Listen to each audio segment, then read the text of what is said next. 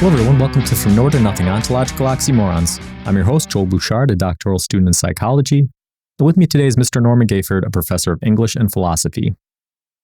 If there's a topic you'd like us to cover on the show, feel free to email us at fromnowheretonothingpodcast@gmail.com or contact us on our Facebook page. Last episode, we hashed out the complexities of prioritarianism, a subset of utilitarian thought. And the primary themes centered around efforts to assist those with the greatest need for the lowest well-being.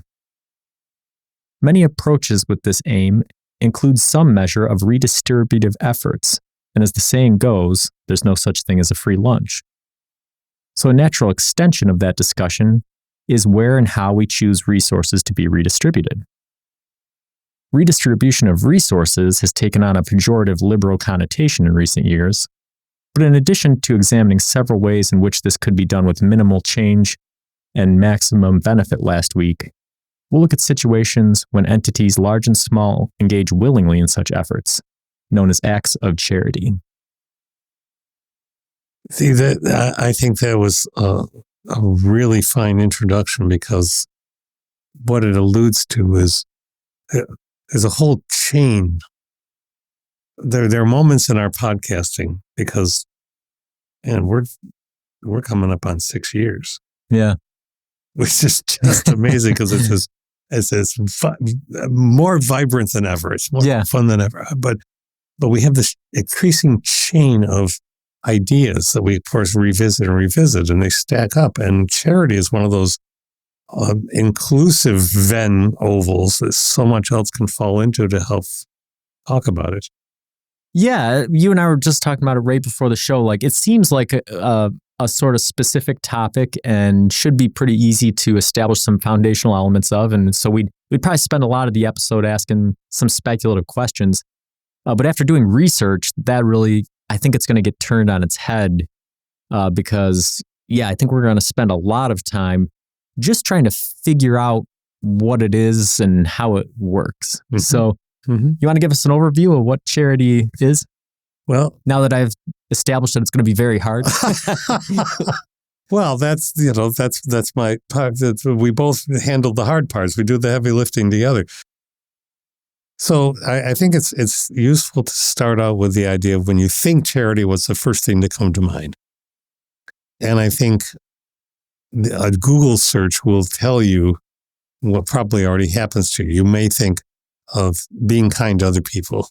You may think giving something away, but I think a lot of people think organized ways of giving money. So when you look up charity and just run a search on it, and blast Meta for interfering, but it does. But you end up with a whole string at first of names of organizations, categories of different financial giving schemes and plans, and you realize right up front that that's what it has come to be institutionalized as in our culture. But that's not necessarily what I mean. Even in the definitions of charities, charity is body of organizations viewed as the object of fundraising or donations. That's the first definition in a standard dictionary. Second one is the voluntary giving of help, typically in the form of money, to those in need. Right? But first, it doesn't have to necessarily be monetized. But that's where the effort has gone. And when you go, well, anyway, that's a start. Yeah. And so you can see right off the bat how this connects to our conversation last time about prioritarianism, because, we talked a lot about, how you define well-being and sort of the pitfalls of viewing it as only financial or economic. And right off the bat with charity, we're being confronted with this, right? The very first definition, that's so institutionalized that, like, you go, how could this possibly be the first definition, right? And the second one's a little bit better, but it's still saying primarily monetary, right? And that's sort of, that really narrows the conversation were we to proceed down that path. But we're not. We're not going to proceed down that path. So philosophical views on charity have sort of shifted throughout history. And we have a lot of different ideas on what charity is. You want to cover some of the big ones? Yeah. I'm not going to be chronological, but I think we'll scattershot and we'll pick it up. So when you go to the etymology of it, it still has a little tinge of that as kindness and generosity, but always there's that extra phrase toward the poor, even in the Middle Ages. Right? But when you go back further, the idea of benevolence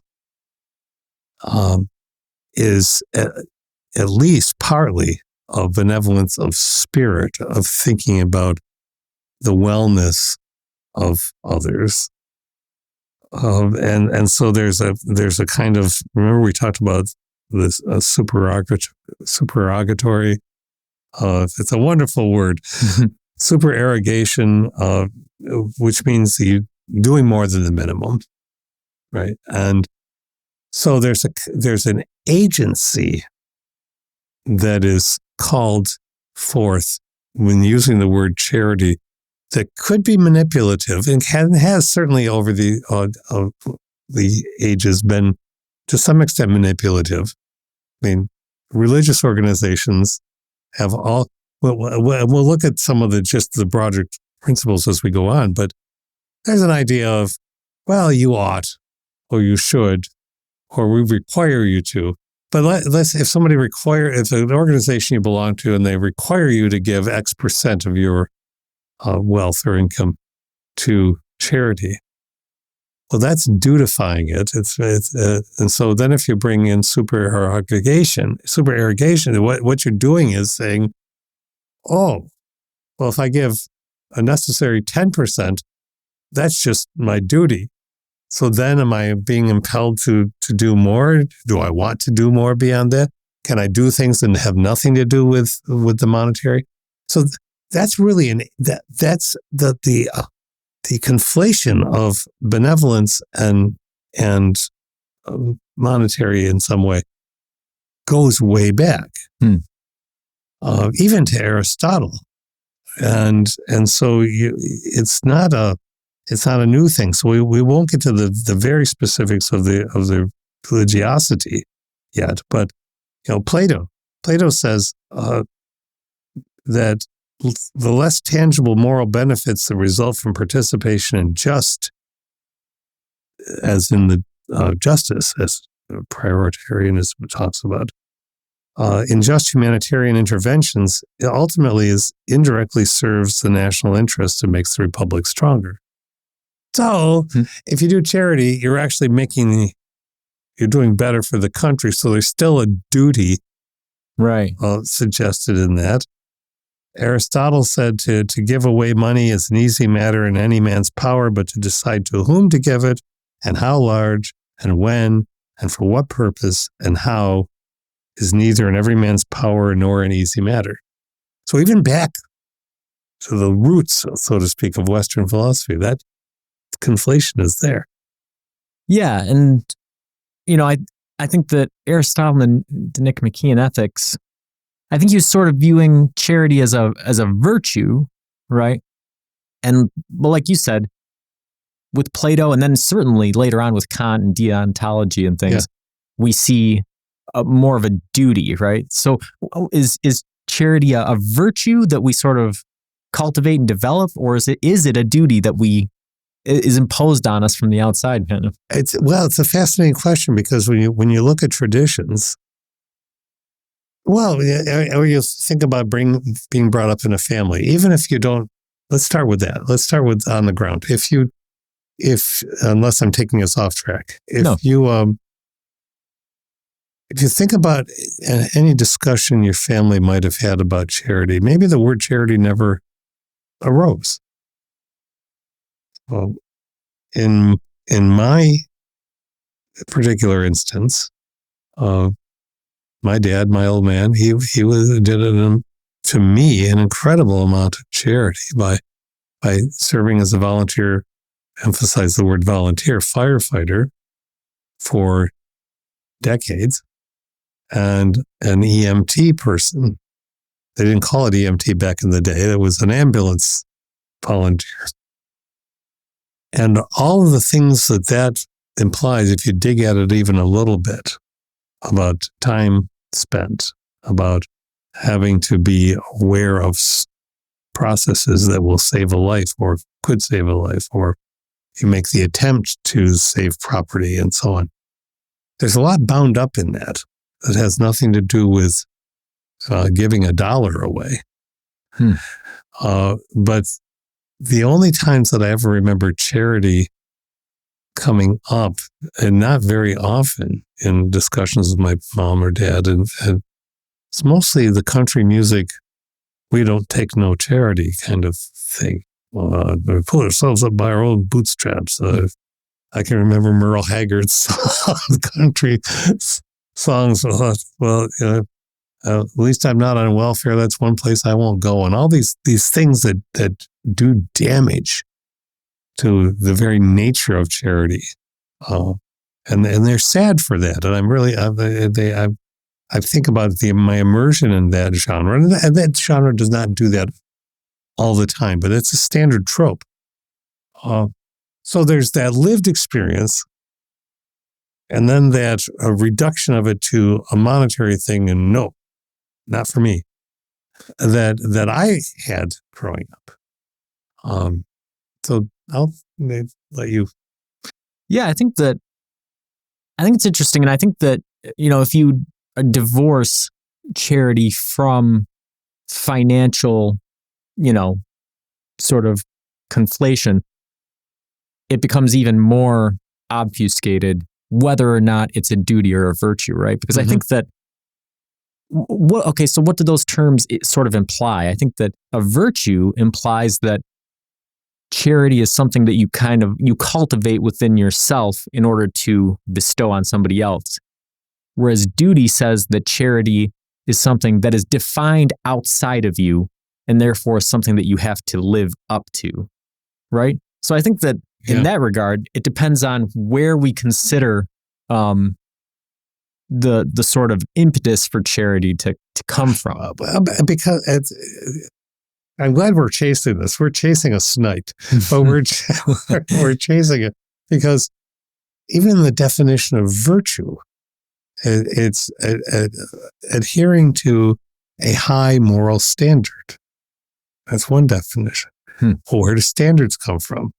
Well, from inside us or from the inner, the outer. We've talked about this many, many times, and we're not going to solve it, but we still must chase it because there's both. There's the way what society teaches you, what your family teaches you. That's the outside, and then there's what do you make of the world that builds you from the inside.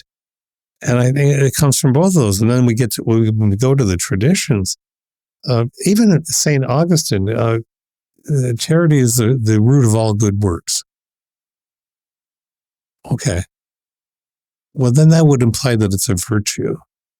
It doesn't have to be monetized, which makes sense with being St. Augustine. But I think that hews closer to the core of what we might be getting at. Yeah, and there was another interesting thing related to religion and charity that I wanted to ask. So Thomas Aquinas, right, in Summa Theologica, he equates charity with love, right? Yes. And I'm curious, even if you remove the theological context, right, is charity, again, removed from a fiscal sort of grounding, charity generalized, do you think it is a form of love, right? Whether you're giving somebody money or whether you're helping somebody, who's fallen down, or whether you're, boosting somebody's spirits with a nice word, is charity a type of love, regardless of a religious sort of grounding, do you think? I think so. I think so. And parts of some religions would claim, nope, we started it. Well, no. And Dionysus is older. Anyway, love the Olympics. So I think it is a form of love in the sense of there's so many different types of love. And we talked about that once too, and we could go back to that again. But the love of one's brother, or in metaphorical or figurative terms, love of people around you, trying to love people around you. I think sometimes charity is about that. Yeah. You can be moved to just say, you know what, I want to make that X person happy. I want to do something for them today that maybe nobody's done. And arguably, that's not something that was planned. It can spontaneously arise, and then you make a quick plan how you're going to do it, Right? Or you stop and you ask somebody how they are. Trite as that may sound, but that can make all the difference. You're sitting in let's just say you're sitting in a waiting room, for whether it's a hospital or a car dealership, and there's a person sitting perpendicular to you on a seat. This sounds very specific because it is. And the two of you sitting there, and you both just got a cup of coffee and you sat down. Do you say a word, or you just whip out your phone and look at it? You make a choice. Maybe I'll try to make some conversation, and maybe it'll just go south and be done and further out. And so you can have those experiences that can surprise you, because you can meet somebody, you might not remember their name, your short-term memory is, but for that moment, you find out some little slice of their life and what's going on. Yeah. And so I'm tempted to agree with it too, right? That this idea that charity is a type of love. It's Philadelphia, right? It's brotherly love. Yeah. It's that thing that arises within you that wants to help out and see the best in other people, and see people do well and these sorts of things. Yeah. But again, we're seeing this sort of delineation between virtue charity and duty charity, right? Because if we go back to the example that you used earlier, right? If I'm helping somebody spontaneously because the urge arises within me to help this person out and to have this sense of connection and wanting to help humanity, right? Then that seems virtuous. That's virtuous charity. If I'm sitting in a pew and somebody's telling me that I have to donate 10% of my money to charity and I do it begrudgingly, then that doesn't seem quite like it would fall under that definition of charity as love anymore. No, I not in the same way, not the same kind of an institution. And that's charity as duty, right? Yeah. And so I think that now we're almost looking at charity as duty and charity as virtue as being two different things. So are they both charity? Or is it something different? Is one of them something different from the other? Well, this is where altruism can come in, I think. Yeah. Okay. To me, because if you're doing the supererogatory, going beyond the duty, I think people know how it feels. Okay, I have a duty. I've got to go visit X relative, and I know they need a visit, and I know I have been telling myself I should do this, and then you go and do it. And you may have a really fine time when you get to have that visit, but the process of getting there doesn't feel like love. Yeah, it feels like duty. Mm-hmm. As I told you many times, of conversations I've had with my dad about and strange doctors and what love and duty mean, and the two are just fused, like welded. Mm-hmm. And I'm gonna walk carefully through this, but I am going to talk about just a tiny bit about Judaism, Christianity, and Islam, because I think it's interesting. Just to start out, because those three, as we know, all came from essentially the same branch of a family, the same cousins, broadly speaking. So in the Quran, and forgive me if I'm not representing it absolutely exactly, but in broad terms, Muslims have a duty to give to people in need. That charity should be given in both prosperity and adversity. It's easier to be charitable if you're flush, right? Harder if you then it becomes less. Oh, okay, I've got to. The Quran says those who prevent the poor from being fed or orphans from being supported are those who reject the faith. Oh, so you can see both duty and love there. Yes, I want to help people, but I have a duty to do this. So how one affects the other, I can't begin to untangle sufficiently. But the mutual influencing is there. Yeah, and here's where the financial uncoupling of charity occurs to me, right? Is because if you couch charity in financial terms, then the sort of backwards or mirror image of charity ceases to make sense, right? If I run into Elon Musk or Bill Gates on the street and I go, here, I want you to have $100 bill, right? Everybody would go, well, is that charity or is that, what is that, you know? But if charity is, oh, I see Bill Gates or Elon Musk trip over a rock and fall on their face, and I rush to help them up and make sure they're all right and invite them into my house and give them something warm to drink. Yeah.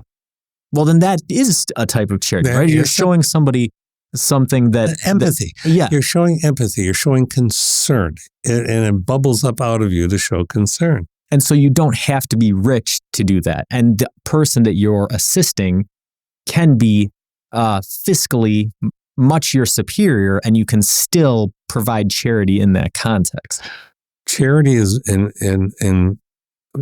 well, there's similarities between these the religious traditions, but charity, the Quran, giving charity in private is better than giving it publicly, and then it can atone for some sins.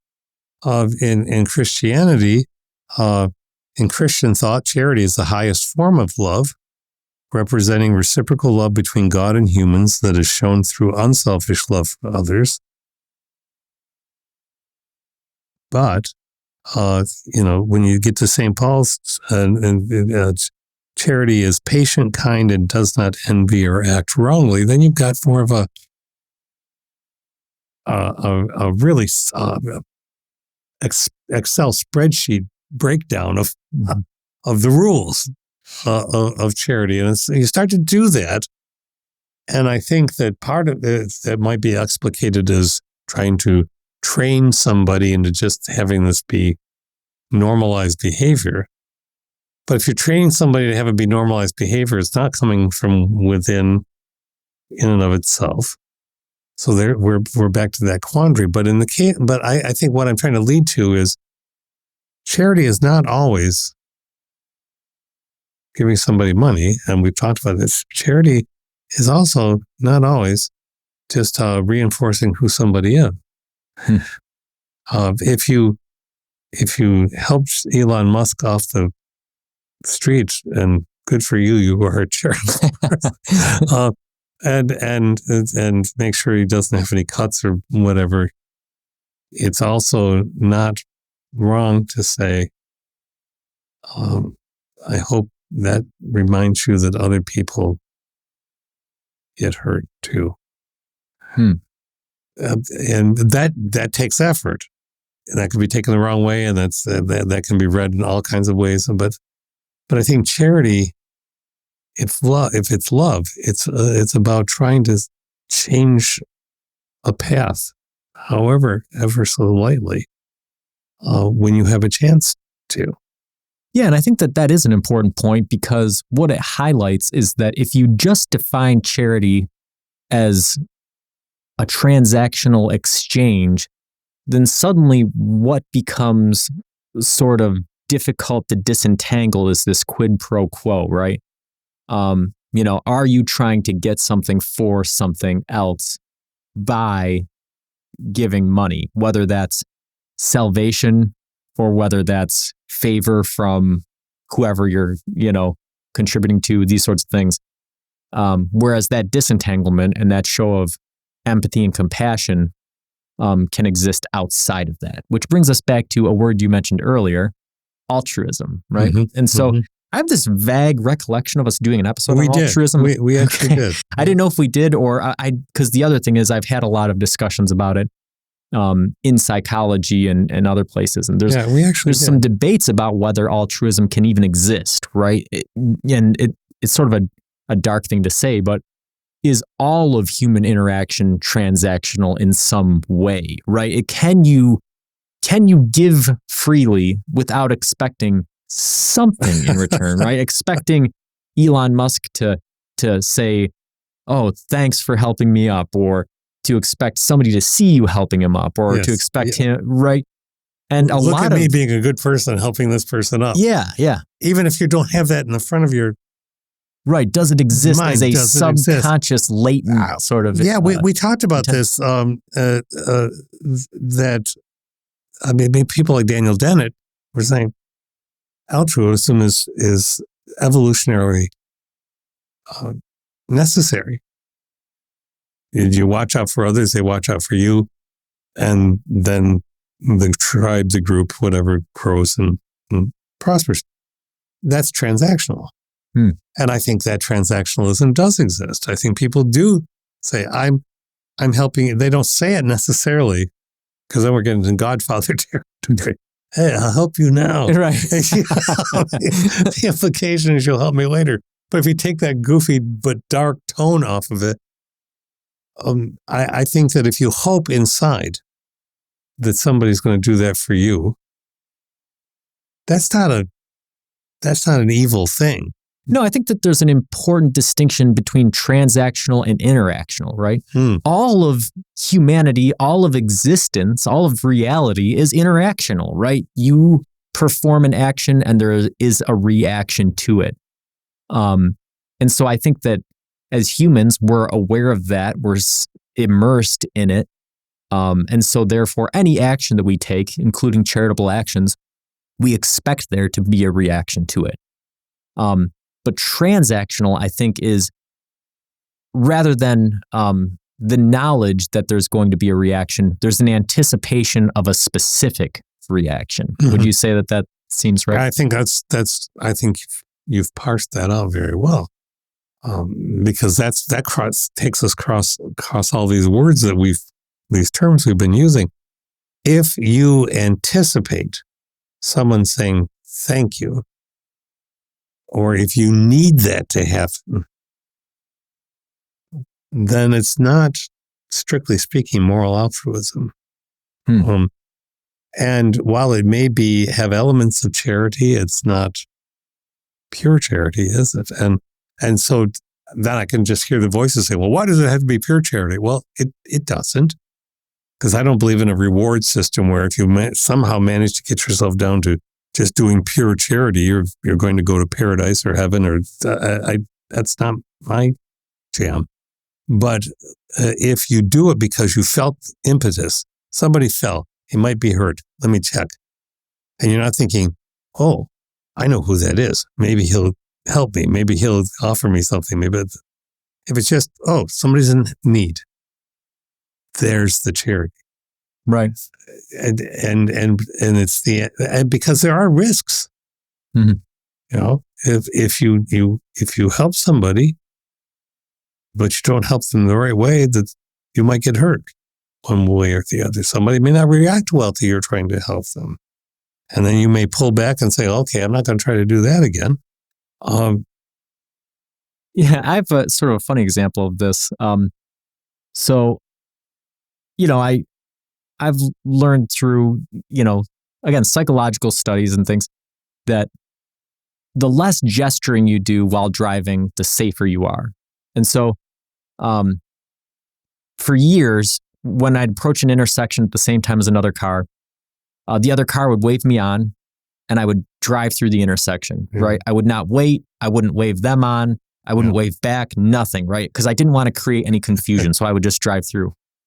And Amanda, would chastise me about this for us. She goes, you should really wave back at these people to thank them for letting you go through. And I go, well, I don't want to wave and have them think that I'm waving them through and then create an accident. And, so eventually now what I do is as I'm driving through the intersection, I'll wave back when it's pretty clear that I'm going, right? To try to thank them, but to also, not create any confusion. But I hadn't really thought about that other person's perspective, right? Oh, hey, I waved this guy on and let him go first. And now he's just looking straight ahead, driving through the intersection, doesn't care, going about his day, right? And so that's sort of that expectation thing. And it is. That's a really interesting conundrum, isn't it? And so altruism, right? This is something that has been written about in modern discussions of charity with John Rawls, right? And talking specifically about how the concepts of charity and justice interact. So that's something we were sort of talking about here, is how do these two concepts relate? And I think that this is, again, kind of part of the virtue duty discussion in some way. It is. And it relates back to prioritarianism for sure. It's inextricable. That's why as I mentioned that drinking Venn oval at the beginning. I mean, all right, I'm going to do a counter scenario with you because I've gotten crustier over time, but it's not just that. I've made a conscious effort over the past year to, when I arrive at an intersection after somebody else has, and they sit and they try to wave me through, I just sit. And if I see them gesticulating and waving, I no. And then finally, they'll go. And I may have done all the things that seem not charitable. And this, of course, is presupposing there's nobody sitting behind me, because if somebody's sitting behind me and the other person is refusing, what I'm trying to do is the just thing, and I'm trying to do with intent the reteaching people what we know about the rules of the road, which seem to be anecdotally disintegrating. You don't wave somebody else through, because that could lead somebody else at the next intersection over to just take off as well. That can cause an accident. Second, if you're waving because you're nervous about it, well, you need to develop that, because you've got to be able to drive. If we have no rules of the road and we just succumb to, okay, they waved me through, so I'm going, which I've done, I'm not being hypocritical about it, it's more dangerous to me to do that than it is to say, nope, we're adhering to this. Yeah, and I've seen this happen, which is part of the reason I adopted the policy that I had before I've modified it, right? Yeah. We have a 5 corners intersection near us, right? Yes. And I remember one time pulling up to it, and so there was a car that was there first, and then there was another car that was directly to their left that pulled up second, and I pulled up across the way just after the car to my left, right? So I'm third. The person who is first is wearing sunglasses. You can't see where they're looking. But I think their head is angled in my direction, and they wave. And I don't go because I know that I'm third. Well, the person who was second thought that they were waving him on, so he starts to drive. But driver 1 thinks he's waved me on, and I'm not moving, so he decides he'll go, and they come screeching to a stop in the middle of the intersection, right? So again, these are good demonstrations of why rules are important, and that, rules create some sort of just pathway to move forward, right? If you are there first, it is your turn, you go.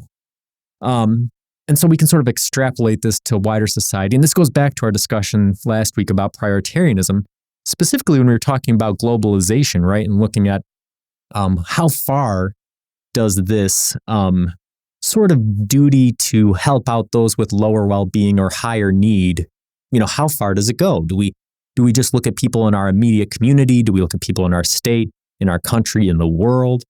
And so I think charity is the same way, right? When we look at charity, we go charity and justice. You say, well, okay, it's kind of like that example I gave earlier. If we only define charity monetarily, and I give $100 to Bill Gates, you've done no good, right? As opposed to $100 to somebody in Africa or Haiti or wherever, or the street corner in Rochester. Right. You can do a greater amount of good. And so this is another situation which I've taken some flack for in the past, but I stand by this one. I have not modified this position.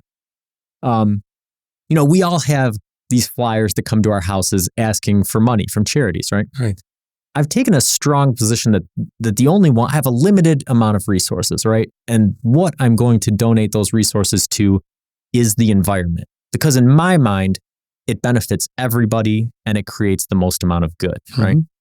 So, but I've taken some flack for this. I've had people say, oh, you just threw out the flyer for the charity with kids with cancer, or you threw out the flyer for the charity with this.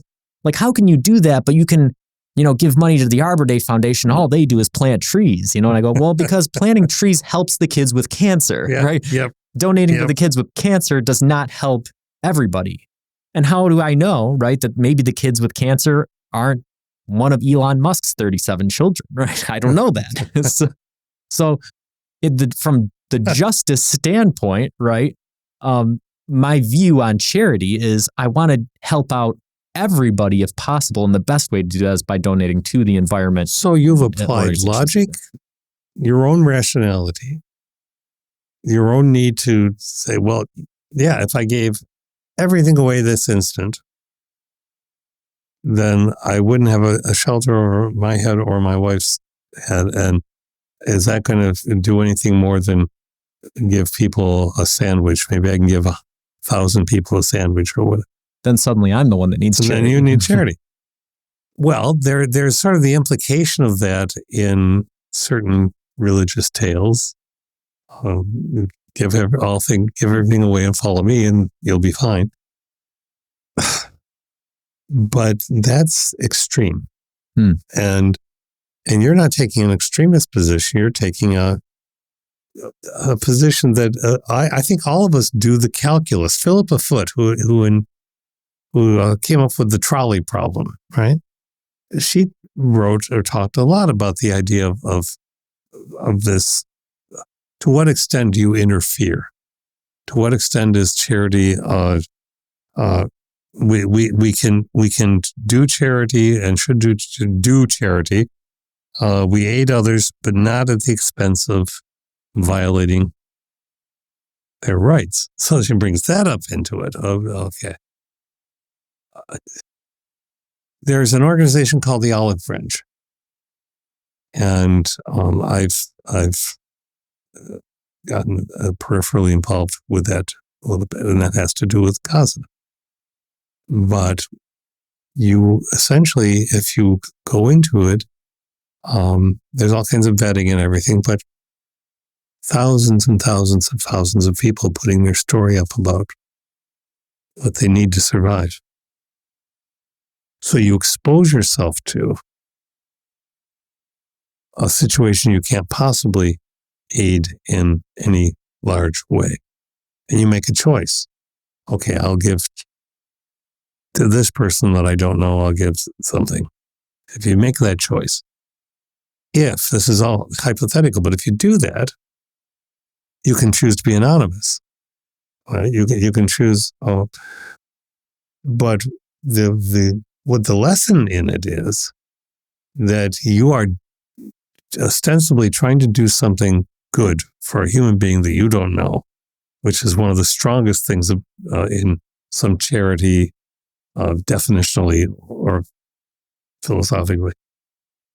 But at the same time, knowing that it's less than a drop in a bucket, drop in an ocean.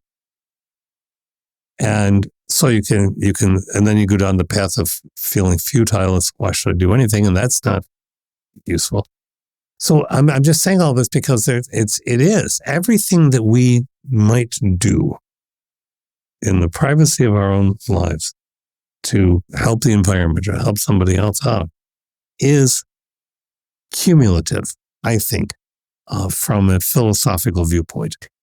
Yeah, I think so. And, Pete Singer and John Stuart Mill, right, both refer to the idea that, sort of like you were saying at the beginning there, that you want to be charitable only if it's not going to cause greater harm than it is benefit to yourself or to other groups, right?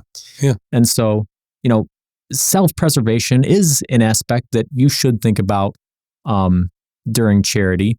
But I think that another metric that I use anecdotally when I'm thinking about an action to take is, if everybody were to take this action, if everybody on earth were to act this way, would the world be a better place? There you go. Right? You're categorically imperativizing yourself. Yeah. You're going back to Mr. Kant. Yeah. And that's, yes, it's a good, and so you go, well, if everybody on earth donated to one of these people in Gaza, would the world be a better place? Certainly, right? So it's the right thing to do in that way. Yes. And so it's, and the intentionality of thinking about Kant, or the intentionality of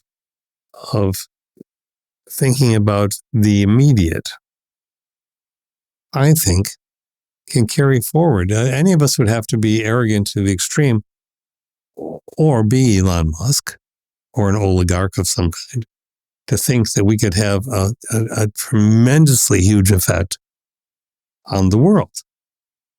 And that's the monetization that yes, if you've got billions of dollars, how you spend, or trillions of dollars, what you do with those can change elections, can change whether a nation goes under or not, can change whether a community disappears without a dam.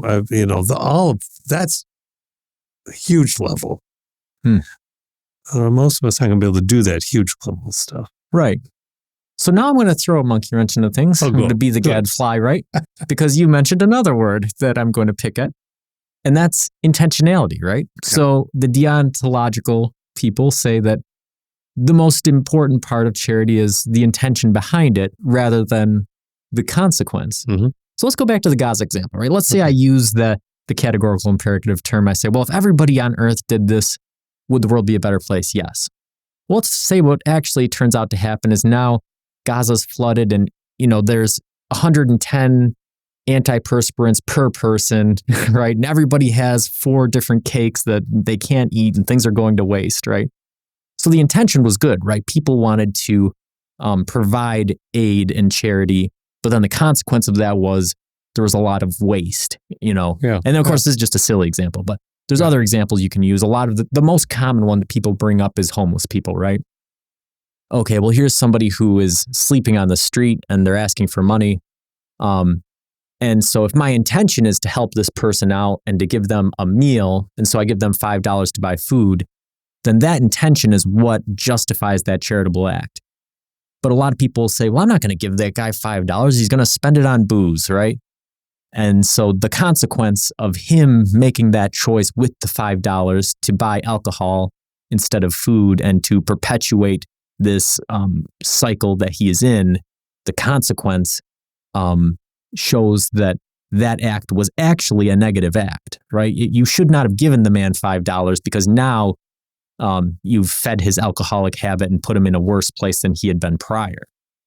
So how do we navigate our way through this conundrum? Oh, geez. It's the Sargasso Sea. We don't navigate through it at all. We get stuck. Again, I think many of us, most of us, all of us, have been there. I'm going to tell you a little story because this goes to something that I experienced in Austin, Texas, in the early 1990s. I was asked to be a part of a team that went from the college I taught at to attend a big conference on how to be even better educational leaders. And I didn't really want to go, but I thought I've never been to Austin, Texas. And actually the duty part was you're going to go because we told you. But in the process of those couple of days, the person who was a leader at the college, he chose to engage with street people, homeless people, or people in seeming deep need and were. And so I, to my sorrow and anger and disjointedness with it. Watched him engage with the man philosophically, walking with him across a bridge, seemingly suggesting that he was going to give the man something, but he had to listen to him first. And got to the end of the bridge and didn't give him a thing except say, I've given you wisdom, which is much better than a $5 bill that I could give you. It was cruel. It was arrogant. It was as far away from any kind of thing that I would call charity that I could possibly have seen, for any number of reasons. But so we all have encounters with people who are homeless. Any one of us can be homeless ourselves. And that's what's really the hardest thing to come to terms with. It's easy for us. And perhaps it shouldn't be easy, but to judge how other people respond to an encounter with a person. And so that's why I call it the Sargasso Sea. Because I used to, in younger years, think that I kind of knew how I should respond to all of this, and I don't. I respond as I feel that I need to respond in case by case basis. You see somebody outside of a grocery store parking lot have a sign that say that they need something, or somebody comes to you and says, "I've my gasoline. I'm out of gasoline. I'm trying to get to Oklahoma." I mean, these are tropish, meme-ish, cultural experiences that we can have. And at one and the same time, inside, you're probably saying, "Oh, I've heard this story before. Oh, I don't know. No, I'm not going to do that." And you may be right for self-preservational in terms, but there are other things one can do. There are kids who are homeless in New York City, and my second-born adult child works with them every day, glad to, and feels that does incredible work. I think I'm dad, right? But those kids, some of them need passes to be able to get on subways, to get other places where they try to sleep safely. And they don't they're looking for handouts on the street. What they need is transportation. Yeah. And you can't necessarily know that unless you know somebody's working with somebody. That's one population, and they have all kinds of needs. So I can't reduce it to a single thing that speaks for all. Yeah, and I think that's a really important thing to highlight, right? Lots of times when we're talking about philosophical topics, we bring into view sort of overarching paradigms or structures of rationality that are meant to apply to a range of scenarios. And I think it's important to recognize that that's not something that always exists, right? The human condition is much too complex for that. And so sort of just couching it in terms like I did cruelly to you, right? Well, what's more important, the intention or the consequence, right? That's a great. You did fine. That's a great philosophical question to ask. It is. But it's not one that can be answered. The correct answer is what you said, which might raise some hackles with people, right? Like, I look at it at a case-by-case basis. Oh, well, what's your overarching framework then? What's your guiding principles?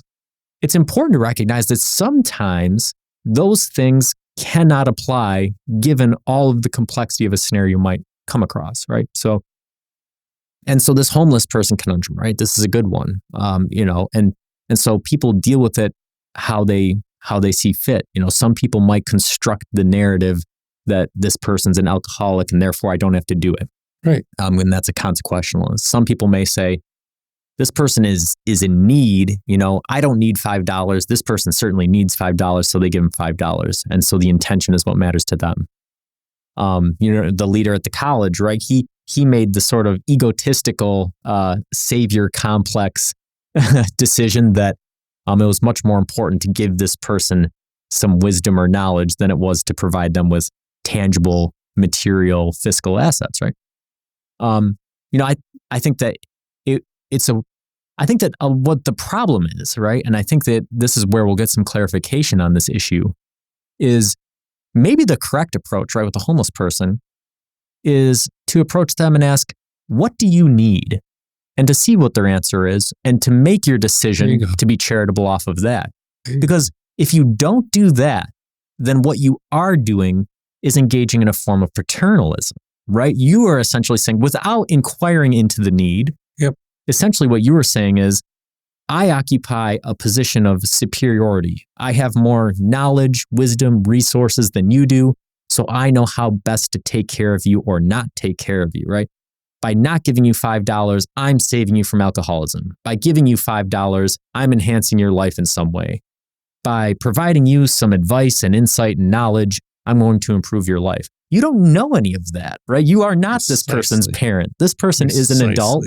They have a context. They have, a very complex issue that they're in. There are plenty of people who are alcoholics who will spend $5 on booze, right? There's plenty of people who have stories, like you said. It's very easy to become homeless, right? If you have a tree fall on your house, your insurance doesn't cover it, all of a sudden the engine in your car blows up and you can't get to work. You could go from a middle-class person to homeless quite quickly if you don't have people that are willing to be charitable. And there are many people in our country who have ordinary jobs and go to them, but they live in their cars. And they use the public facilities to clean themselves, but they're still carrying on. This is exactly brilliant. The right, to me, the light right there is when you said we don't know, and unless we ask. And there's a scenario, right? Walking up to somebody who's on the street, and before they can ask for anything, say, what is it that you need? Well, there's risk. There's love. There's active concern, seeking knowledge. There's all of that. And there's also the ability to exercise rationality and discretion, based off of what the answer to that question is. But it's dialogical, right? Rather than just, going straight to an action of some kind, there's some attempt to establish the scenario and the context and the complexity. You'll never understand it, but at least to have some sort of view of it. And I think that's sort of the biggest downfall of a lot of charity, is the failure to establish or to even show any interest in the context to which you're being charitable, right? And this, tangent or not, that this takes us onto, this is what troubles me so vigorously about the legal attempts and successes of as recently as a week or two ago, to be able to remove homeless people from high-profile places so that people won't have to see them, to shelters of various kinds which may or may not serve them, as well as living in an encampment with other homeless people. But our desire, and this goes from little villages in rural America all the way up through major cities, because I hear this where I live. There are those people in those low rent apartments, those halfway house apartments. We don't want those people. When people see them out there, it makes it harder for people to have an ordinary business life there's no charity there. Yeah. There's no concern except for how does it look? Right. And that's easier but it's certainly not about a process of trying to improve things. Yeah, exactly. You know, what happens is people are looking at a situation and they're identifying the problem with the situation, but they're only looking at a solution from a perspective that benefits them, right? So if you're a middle class or an upper class person and you see homeless people, you can identify that as being problematic, but your solution is just to remove them from the areas that you are going to be in rather than solving the problem of homelessness, which granted is much more difficult, much more complex, right? But in some ways it's the right thing to do. And this is what connects back to our discussion of prioritarianism, right? Right. What's the priority in terms of charity? What's the priority? Also, there's another element that we haven't even got because there's so many, but just another little pebble in the water. I have a friend, a dear friend, who's a pastor, who did a homily on something that I found it stayed with me for life. When you give a gift, it's given. How it is used, it's not up to you to determine. It's not up to you to control. If you've truly given that gift as an act of charity, then you don't get to say, right? So even giving somebody $5, if they went off and got some booze with it, you can't get much booze for $5, by the way. But that's but in all seriousness, if they did that, that might give them something temporarily, some numbness, something. And I'm not even going to try to go into whether is that right or anything. No, it's if you give it to them because you've chosen to give it to them, then that's it. Yeah. You know? Yeah, and that highlights, what we were saying is this sort of, rejection of paternalism, right? Rejection of the notion that you occupy a superior position to these people, and therefore your gifts are contingent on how you feel that they should be used because you possess greater insight into the situation than they do. So I got to say, this is one of my favorite discussions, and I was not anticipating that. I was also not anticipating not asking a single question on my on my list, but it was great. So. I really, you got to rein me in, man. I think it was fantastic. I had a great time. So until next time, keep pondering.